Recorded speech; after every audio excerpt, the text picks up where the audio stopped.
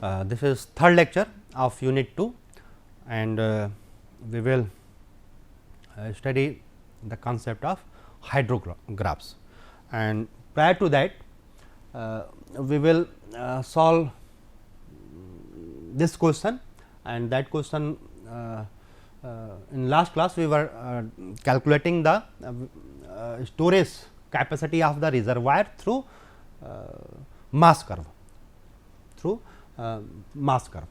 So, I told you that mass curve, in mass curve the storage capacity, okay, storage capacity, suppose the storage capacity, it is say it is demand, it is say it is demand line, and this is the supply line, then these ordinate we need to calculate, okay, these ordinate we need to calculate, say this is S1, say this is S2. So, the maximum of S1 and S2, that gives the storage capacity, okay. So, in this example, month wise average monthly runoff rate discharge that has been given, and evaporation, it is the loss, evaporation in mm it is given, precipitation it is given, okay. Monthly demand that is mentioned over here, okay, that is mentioned over here. Now, we need to find the minimum storage capacity of reservoir, so that demand is met throughout all months, okay. So, let us read the questions. The following table gives the average monthly runoff rates as proposed reservoir site, the pan evaporation and the rainfall recorded at nearby meteorological observations, and the estimated monthly demand, okay. The downstream parent rights requires the release of natural flow of 18.5 million cubic in each month, whichever is less, okay. Downstream natural flow, okay, 18.5. The pan coefficient it is 0.75. The average area of submergence as a reservoir is 7.5 kilometer, for which the runoff coefficient may be taken as 0.35, okay. Determine the storage of the reservoir to meet the demands, okay. So, we need to arrange the data in this through this table. First of all, we need to calculate the runoff volume at any month, since discharge is known to us. So, the runoff volume for a month can be calculated by multiplying n, okay, in million cubic, okay, million cubic. If we want to calculate, then we will apply this, and it is it will be 0.0864 Q into n, okay. Q it is given this one, okay, n number of days, okay, in January, number of days 30. So, it will be multiplied by 30 into q is this one. So, we get that one data, okay. Similarly, for remaining, that we have calculated the value of monthly flow, okay. Demand that is the demand that has been shown here, So, this is this column, the data in this column, it is the demand, okay, that is given to us. Evaporation the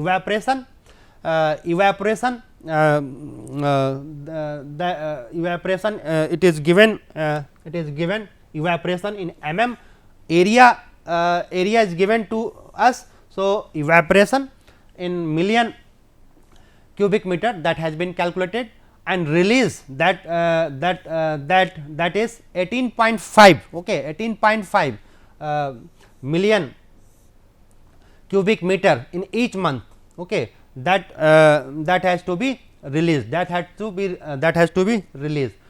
So this one, okay, so this one 18.5, okay, and for this one it is for May it is 16.07, it is 16.07. So okay, it is 16.07.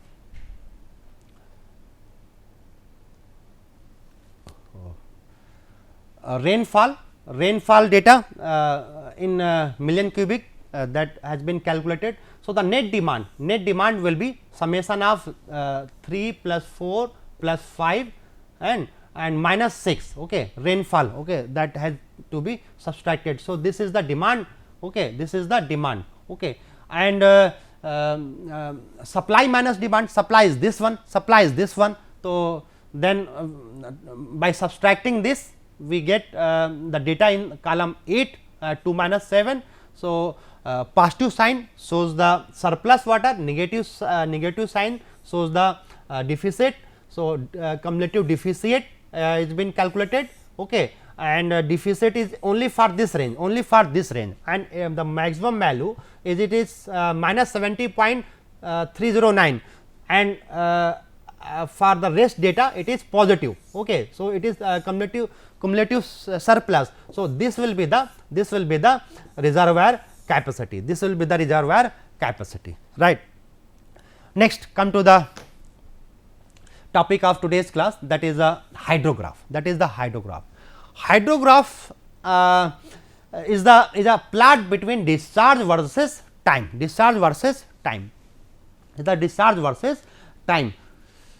okay. Prior to that we plotted the discharge versus time in flow duration curve, flow mass curve, okay, but and hydrograph is also the plot between Q and T, okay, okay.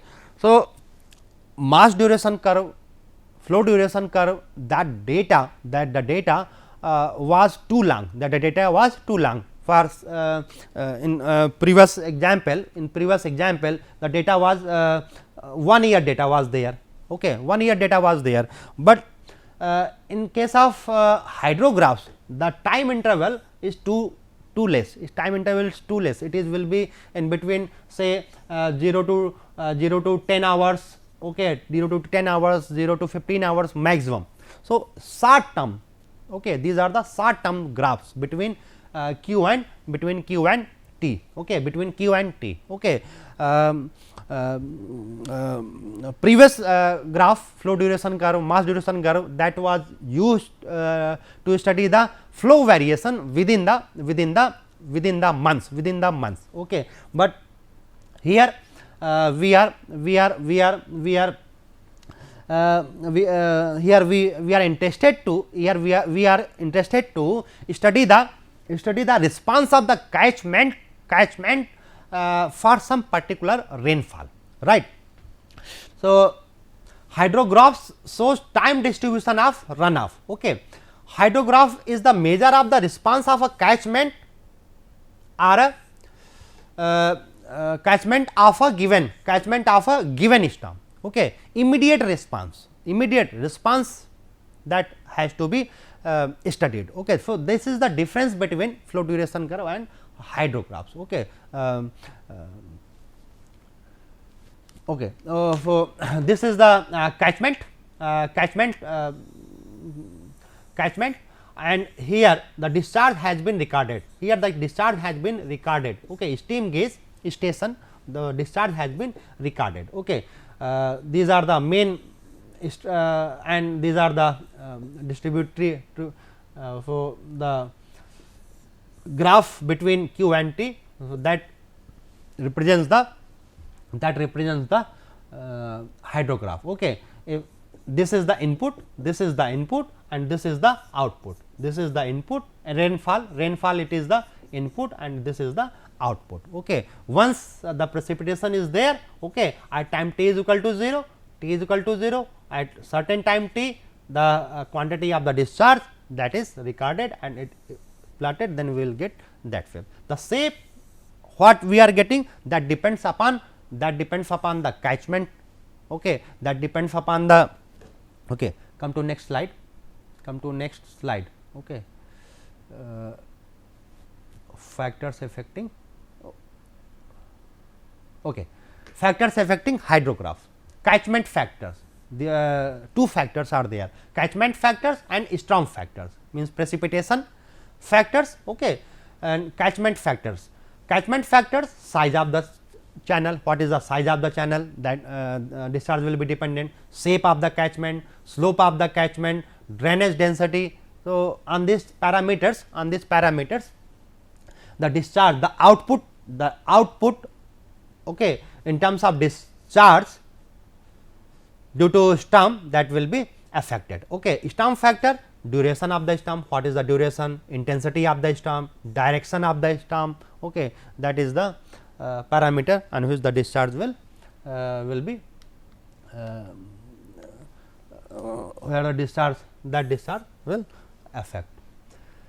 Next is storm hydrograph, flood hydrograph, total runoff, okay, they are synonymous terms, okay. Flood hydrograph, okay, okay, flood means for short term, okay, that I have told you, okay, graph between q and t for short term, okay. Storm hydrograph, total runoff, okay, in short form SHG, FHG, TRS, they represent the same thing, okay. A storm of certain duration, if it occurs over a catchment, after meeting the catchment losses, the rainfall excess delivered into the stream, then result in, okay.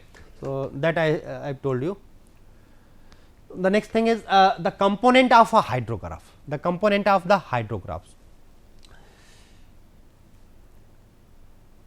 as this is the storm, okay, this is the storm, okay, and the duration is d, let the duration is d, okay, and say this is the CG of the storm, okay, CG of the storm. So, at time t is equal to 0, okay, at time t is equal to 0, some time is required to contribute this precipitation as a runoff. So, at this point, say at point A, if this storm is taking part as runoff, then from A to B, it is what A to B, it is rising. This is the rising link. The flow is increasing, and O to A is what? It is the approach segment. Right. And further B to D, okay, B to D, where C is the point where the peak discharge, where we are getting the peak discharge QP, okay, and this one B C D, okay, this is the BD is the crust segment, right, and DE is what? This is the recession rim, or we can say this is the falling rim, limb, okay. So, these are the components of a hydrograph. And one more thing, point A is what? Point A is the point of rise, point B and D, what are those are inflation point, okay. Since this is rising, then it is falling, it starts slope is changing from positive to negative. C is the peak point, D is the end of overland flow, and E is the end of direct runoff, okay. At point D, okay, runoff completely ceases, and at point E direct runoff, at point E direct runoff, end of direct runoff. Okay. So, what the duration between A to E, this is the base duration, this is the base time, this is the base time or time base, okay, represented by T b, and the duration of the crust point C, where the maximum discharge has been recorded. So, this is known as lag time, this is known as lag time or simply T L, represented by T L, lag time. Okay. This lag time is required because certain depression storage, certain movement of water has to be taken place. Okay. So, certain time is required to reach this point C, right. Factors affecting, I told you previously, and here for a small catchment,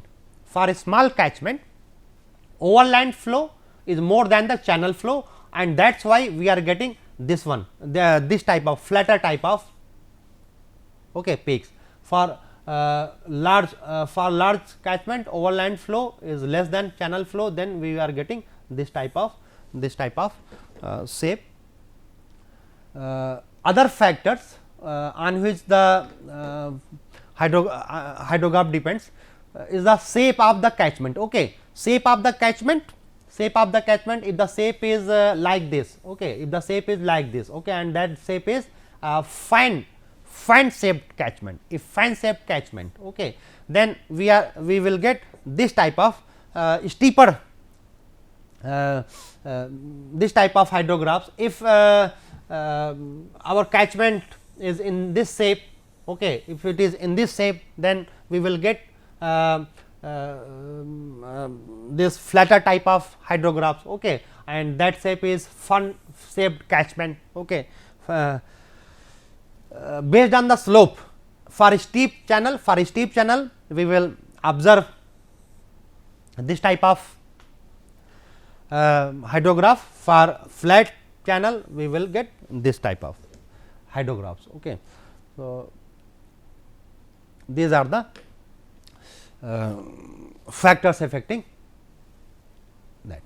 Now, come to next slide, that is a base flow separation. Base flow separation.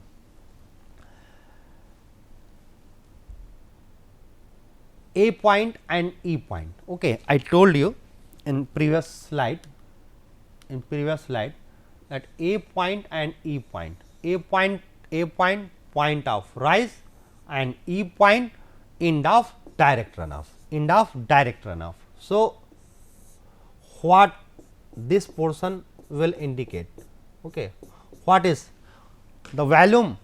Since this is q, this is time t. So, this volume will be what? This volume will be base flow. This volume will be base flow. Okay, that volume will be base flow. Okay. So, it is not immediate. Okay, it is time taking. So, in analysis of the hydrograph, we need this part. Okay, Okay, and when we subtract that flow from the hydrograph, then we will get direct runoff hydrograph,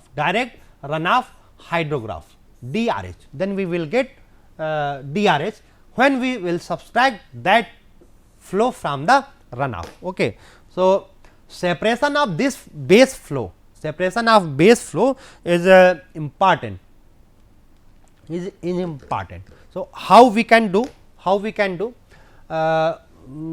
do many different ways. We can do different ways. First, one thing is to separate these two, direct and base flow. Simply join this line, okay, join these two line, okay, then you can separate. But this joining point A and E by straight line, this is a rough work. Okay. So, another method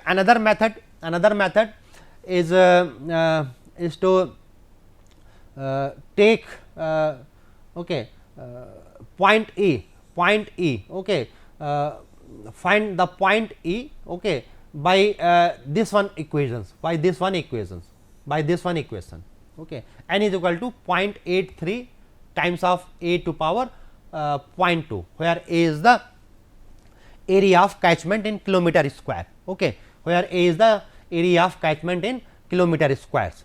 So, acha, point A is defined, but point E, the identification of point is difficult, okay, point is difficult. So,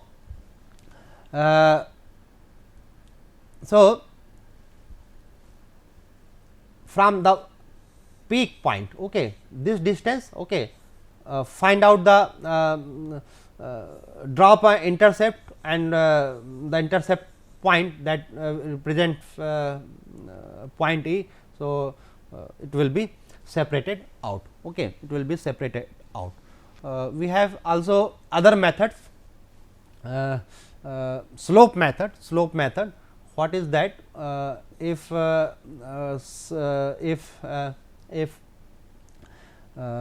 hydrograph is like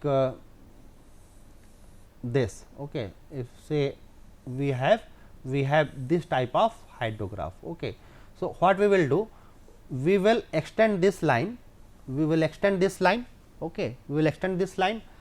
okay, that point is A, that point is A, okay, according to that slope, okay, according to that slope,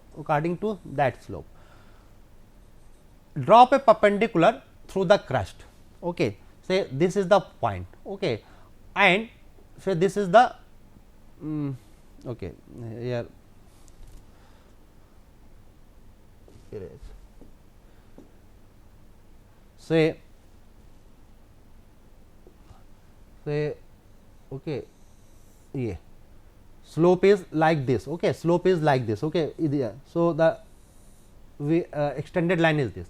So, drop a point, drop a perpendicular at n distance. So, this point is A. So, join this point. So, the base flow will be under that, okay, will be area within these two lines. So, what we will do? You will need to calculate the slope of this line, then you will you can separate out the base flow, okay.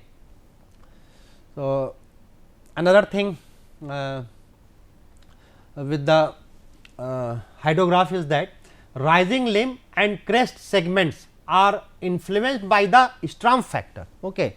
This one, rising limb and crest limbs, both rising and crest limbs are influenced by the Strum factor and catchment factors, okay, that I have told you, recession limb, okay, recession limb is influenced by catchment factors only. Recession limb is this one part, recession limb is influenced only by the catchment factors, factors, okay. And you should also remember that if precipitation I1 is more than I2, if I1 is greater than I2, then this rising limb for I1 it will be here, okay, it will be above as to this, okay. Similarly, crust, if for higher precipitation will be at higher side, okay, will be at the upper side for upper precipitation, right. Here okay. Once we subtracted the base flow, then what we will get? We will get this type of graph, we will get this type of graph. Okay. This is what? This is Stram hydrograph. This is Stram hydrograph. Stram hydrograph includes both direct runoff as well base flow, but when we subtract the base flow from this graph, then we will get this type of graph. This type of graph means point A will be at t is equal to 0 and E it will be here. Okay, it will be here, and this is DRH means direct runoff hydrograph. It is direct runoff of DRH, direct runoff hydrograph. Okay. So,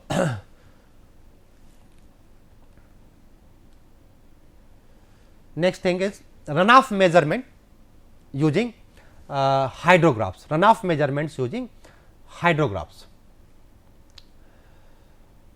Since we know that volume of runoff, what will be the volume of runoff? Volume of runoff, it will be the area under d hour DRH. Actually, one thing is remaining with the hydrograph is that this D, importance of in hydrograph, this capital D, duration of the storm is much more important. Duration of the storm is much more important. So, D hour means for what hour, of the precipitation the hydrograph has been plotted, that is more, that is important. Okay, because the hydrograph is the response of a catchment. Okay. So, area under d hour DRH. Okay, DRH d hour DRH. So, that has to be okay. It means this type of thing is that. Okay, this type of thing is that. Okay, this is precipitation P. Okay, this is precipitation P. So, the area and area under DRH. Okay, and the depth of runoff, what will be? It will be the volume of runoff divided by the catchment area, Okay. So, catchment area. Okay. So, the next thing is to calculate the volume of the runoff. Okay, volume of the runoff. How we will calculate the volume of runoff? Okay, say if we have triangle shape. Okay, if our hydrograph is triangular, then its volume will be what? Half this peak, it is QP, and time TB, base time. Okay, if it is something like parallelogram, then we will use this expression to calculate the